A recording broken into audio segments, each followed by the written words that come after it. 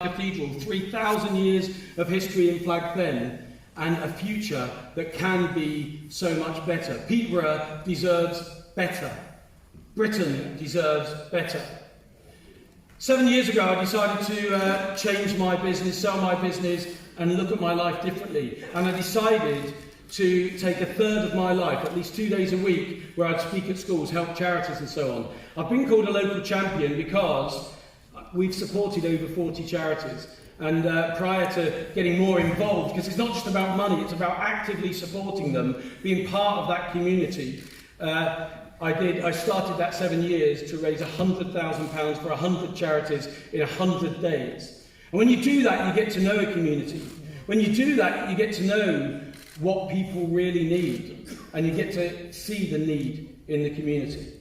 I've been a trustee at our cathedral, and I'm entrepreneur in residence at Peterborough Future Business Centre. So it's all those areas that a politician should be focused on. I've spoken at most schools. And 3 years ago, I was really excited because government said they'd put trust in our choice.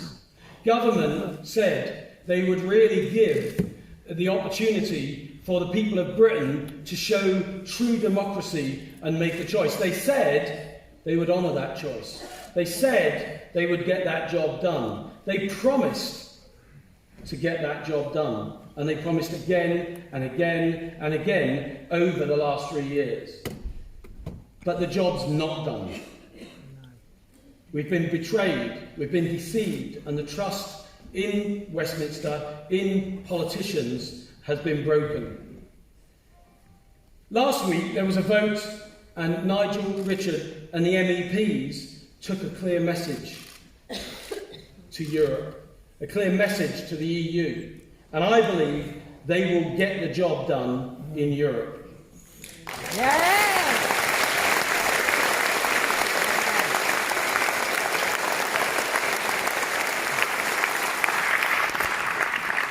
But now we need to take that message to the Palace of Westminster. We need to take that message to Parliament. And that starts here in Peterborough. Yeah.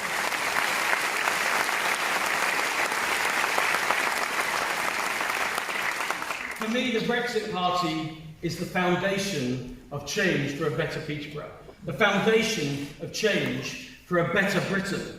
And I've been building homes for the last few years, and to me a foundation is something that if you haven't got, if like other parties you create a pretty design of what the future can be, but it has no solid foundation, there's no likelihood that it's going to be stable. There's no likelihood that it's going to stand for long. And so to me, Brexit is that foundation. And people say, but what after Brexit? Well, Brexit's the foundation. We have to get that right first. And just like a foundation, all the work goes in to make that solid, stable, to enable a structure on top of that. And on that foundation, we will build not a manifesto. We've heard the manifesto, and the question I most get asked on social media or on the doorsteps is, what's your manifesto? So I looked up what exactly is the dictionary definition of manifesto. And you know what it says? A political promise. And we don't want a manifesto. One, because we believe it's come to mean political broken promises.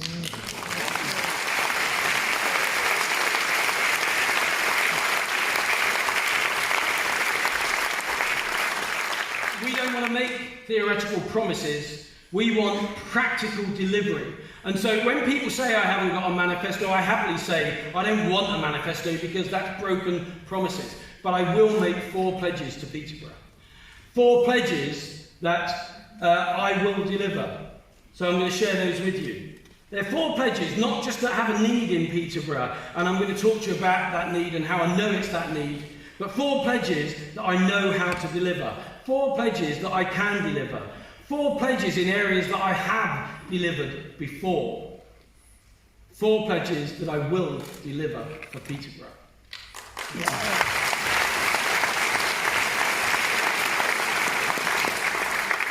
And what I know If you look around the world, if you look at Peterborough, the UK, the world, success starts with education. So the first pledge I make is to make education better in Peterborough. And that's an easy thing to say. Why is that something that's important to me? Well, my local school that I went to, Bretton Woods School, was once described by a leading Cambridge, she's head of curriculum for Cambridge University, actually, Diane Ray. She said, schools like mine were demonised depositories for social waste. Oh. And that's how some people think about areas of deprivation or areas of challenge. In Peterborough, they don't want you to know that our primary schools are number one education trust for primary schools out of, they're number 149 out of 149. Did anyone know that? No. The worst in the country. We're number 142 out of 152 secondary school education trusts. Jonathan Lewis, our education chief for the city, has put down in writing that Peterborough needs to accept it will never be in the top quartile of education. Oh. He shouldn't be in that job. No. We need people who believe in what they're doing and who believe they can deliver the best for the city. And I've been agitating schools for years. I've spoken at all the schools locally. I've been involved with getting Peterborough its university. And because I kept agitating, and I'll tell you some of the things I said, but because I did, I was awarded an honorary doctorate for education. It's probably the only way I was able to do it.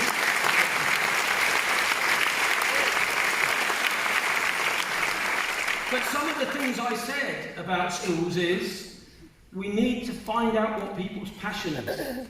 You know, I sometimes use the example that if Mick Jagger was told by his parents, you need to focus on your maths and your English, forget this guitar thing, forget this singing thing, do you think he would be as happy? Do you think he would be as successful?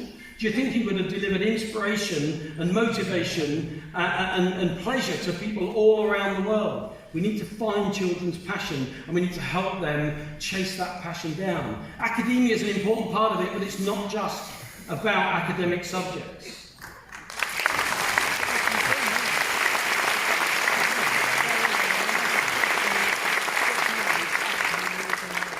So the Doctorate of Education was awarded for outstanding service and contribution to schools in this area. I can do that job. I can make sure, and I can do that job better as an MP for Peterborough. The second pledge I make, I was a foundation member to raise the money to make sure Peterborough got its own university. We're the only city of our size without its own university. And in that initial committee, we raised £6 million. And we said we'd have first students in 2019. So I stepped back and worked on other things, thinking that would be delivered. But the job did not get done. And so I'm going to step back in. They've had another £7 million, and now they said, well, maybe not 2019, we'll look at 2020 for first students, then 2021. Now they're saying we hope to have students by 2022. But they don't just want a university that is relevant or resonant, they want a university that is just an evolution of the existing Anglo-Ruskin offshoots. To me, if we're going to have a university, surely it should be relevant to the needs of this city. The top half of this constituency is pretty much all agricultural and villages. And yet our young farmers have to go an hour and a half to Northampton or an hour and a half to Norwich to study, even though the city owns 3,000 acres. Surely we could take the opportunity to become a great agricultural university.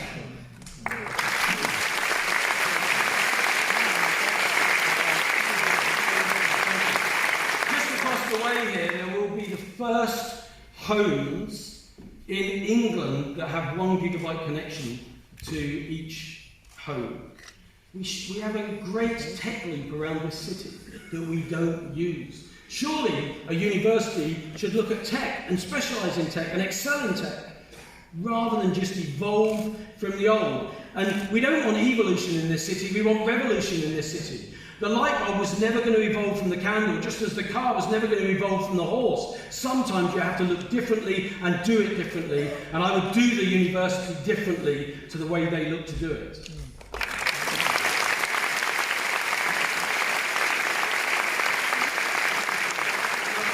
And my third pledge, I've been really lucky. I had a mum who brought us up mostly on her own, and she taught me some really important things. She taught me that no one was better than me. But she said, don't forget, no one is worse than you either. And so that gave me the confidence, one, to help people lift up and do and achieve what they wanted to achieve, but it also gave me no ceiling for what I could do if I was willing to work for it. So I was lucky enough to build business here, America, Australia, New Zealand, and do business in 18 European countries.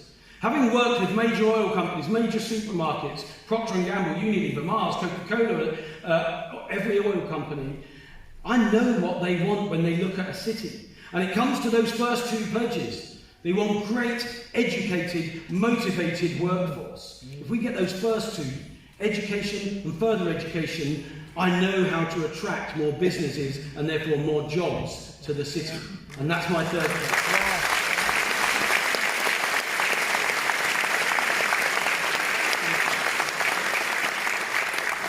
pledge. This city, I love this city. It's growing. It's one of the fastest growing cities in the UK today. And we have to build homes. We have to build, if you take the exact number, 942 homes a year for 15 years. So let's call it 1,000 homes. I'm currently in the process of building 200 homes. I know how to build homes. I know how to work with estate agents to say, what's the demand in this area? Is it social housing? Is it different housing? Is it 1 bed, 2 bed, 3 bed? Is it apartments or is it homes? And primarily what we do is to repurpose other buildings. Rather than ripping up our countryside to build homes, to say there's an office block there that's not being used. There's a building there that's not being used. I know how to build homes. So those 4 areas, education, further education, bringing more business and jobs to Peterborough, and building the homes that we need for the future, are things I can do, are things I have done. They're not a pretty picture of a design that, or a belief or a manifesto, if you like, that politicians will tell you. But if we can build on the foundation of Brexit in Britain, in Peterborough, I can then build those 4 areas.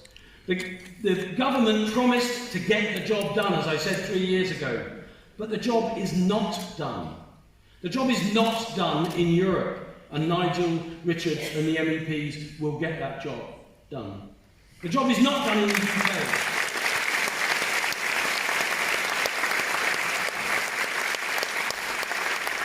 The job is not done in the UK, and the job is not done in Peterborough. The other candidates, by the very nature of being stuck in their ways, political parties with political lies in their manifesto, by the very nature, if one of those become the MP for Peterborough, they will become backbench whipping fodder.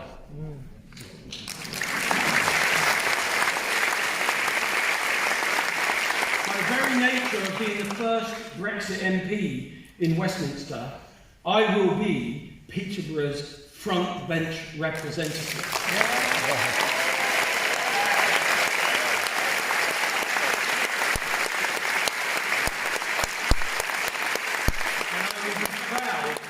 Brexit Party's Westminster representative.